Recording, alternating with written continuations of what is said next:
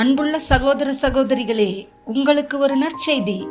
நாம் வரவிருக்கும் 2025 ஆண்டு ஜனவரி 1 365 நாட்களுக்கும் 365 தலைப்புகளின் கீழ் வேத வசனங்களை வாசித்து பகிர இருக்கிறோம். நீங்கள் இதை அனுதினமும் கேட்டு தியானித்து ஆசீர்வாதத்தை பெற்றுக்கொள்ளுமாறு கேட்டுக்கொள்கிறோம்.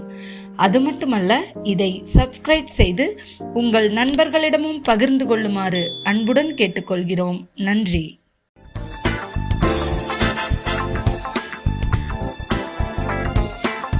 இன்று நாள் 28.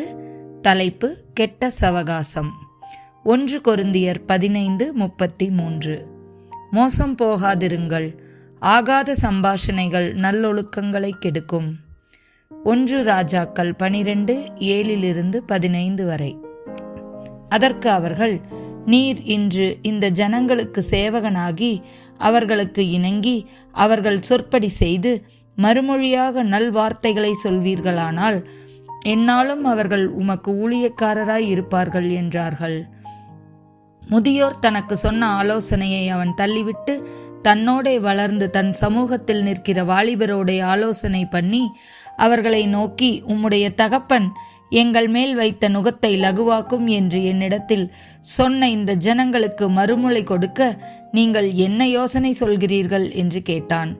அப்பொழுது அவனோடே வளர்ந்த வாலிபர் அவனை நோக்கி, உம்முடைய தகப்பன் எங்கள் நுகத்தை பாரமாக்கினார், நீர் அதை எங்களுக்கு லகுவாக்கும் என்று உம்மிடத்தில் சொன்ன இந்த ஜனத்திற்கு நீர் சொல்ல வேண்டியது என்னவென்றால், என் சுண்டுவிரல் என் தகப்பனாருடைய இடுப்பை பார்க்கிலும் பருமனாயிருக்கும். இப்பொழுதும் என் தகப்பன் பாரமான நுகத்தை உங்கள் மேல் வைத்தார், நான் உங்கள் நுகத்தை அதிக பாரமாக்குவேன். என் தகப்பன் உங்களை சவுக்குகளினாலே தண்டித்தார், நான் உங்களை தேள்களினாலே தண்டிப்பேன் என்று நீர் அவர்களோடே சொல்ல வேண்டும் என்றார்கள்.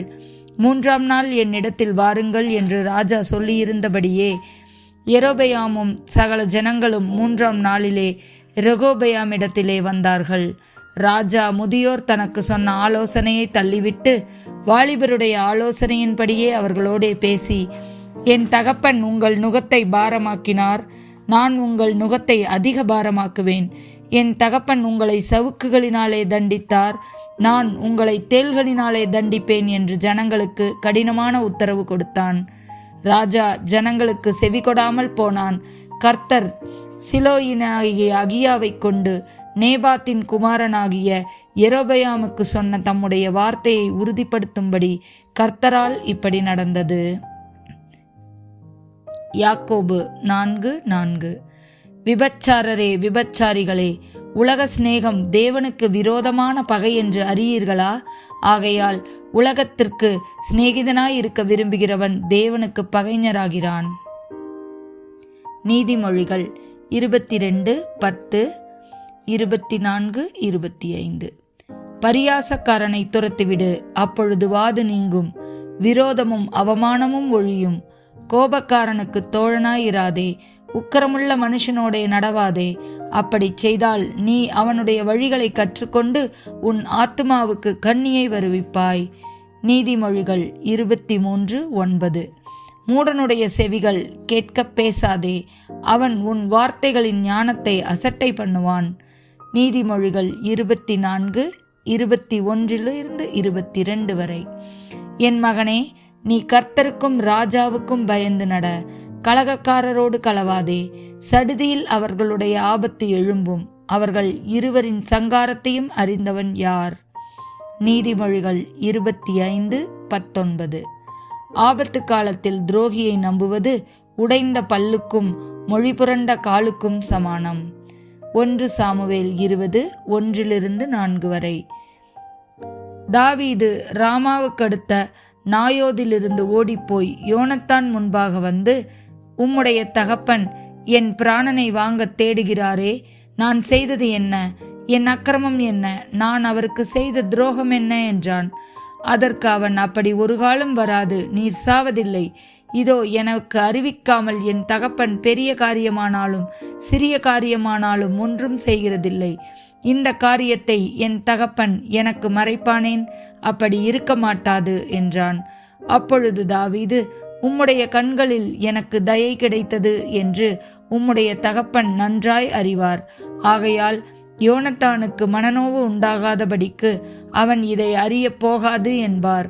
மரணத்திற்கும் எனக்கும் 1 அடி தூரம் மாத்திரம் இருக்கிறது என்று கர்த்தருடைய ஜீவனையும் உம்முடைய ஜீவனையும் கொண்டு நிச்சயமாய் சொல்லுகிறேன் என்று மறுமொழி சொல்லி ஆணையிட்டான். அப்பொழுது யோனத்தான் தாவீதை பார்த்து, உமது மனவிருப்பம் இன்னது என்று சொல்லும், அதன்படி உமக்கு செய்வேன் என்றான். 1 சாமுவேல் 20:34-41 வரை. கோபதாபமாய் பந்தியை விட்டு எழுந்திருந்து போய் அமாவாசையின் மறுநாளாகிய அன்றைய தினம் போஜனம் பண்ணாதிருந்தான். தன் தகப்பன் தாவீதை நிந்தித்துச் சொன்னது அவனுக்கு மனநோவாய் இருந்தது. மறுநாள் காலமே யோனத்தான் தாவீதுக்கு குறித்த நேரத்திலே ஒரு சிறு பிள்ளையாண்டானை கூட்டிக் கொண்டு வெளியே புறப்பட்டான். பிள்ளையாண்டானை நோக்கி, நீ ஓடி நான் எய்கிற அம்புகளை தேடி எடுத்துக்கொண்டு வா என்று சொல்லி அந்த பிள்ளையாண்டான் ஓடும்போது அவனுக்கு அப்பாலே போகும்படி ஒரு அம்பை எய்தான். யோனத்தான் எய்த அம்பிருக்கும் இடமட்டும் பிள்ளையாண்டான் போனபோது, அம்பு உனக்கு இன்னும் அப்பால் இருக்கிறதல்லவா என்று யோனத்தான் பிள்ளையாண்டானுக்கு பிறகே இருந்து கூப்பிட்டான். நீ தரித்து நிற்காமல் நீ தீவிரித்து பொட்டெனப்போ என்றும் யோனத்தான் பிள்ளையாண்டானுக்கு பிறகே இருந்து கூப்பிட்டான். அப்படியே யோனத்தானின் பிள்ளையாண்டான் அம்புகளை பொறுக்கி தன் எஜமானனிடத்தில் கொண்டு வந்தான். அந்த காரியம் யோனத்தானுக்கும் தாவீதுக்கும் தெரிந்திருந்ததே அல்லாமல் அந்த பிள்ளையாண்டானுக்கு ஒன்றும் தெரியாதிருந்தது. அப்பொழுது யோனத்தான் தன் ஆயுதங்களை பிள்ளையாண்டானிடத்தில் கொடுத்து, இவைகளை பட்டணத்திற்கு கொண்டு போ என்றான். பிள்ளையாண்டான் போன பின்பு தாவீது தென்புறமான இடத்திலிருந்து எழுந்து வந்து தரையிலே முகங்குப்புற விழுந்து 3 விசை வணங்கினான். அவர்கள் ஒருவரை ஒருவர் முத்தம் செய்து அழுதார்கள். தாவீது மிகவும் அழுதான். ஆமேன்.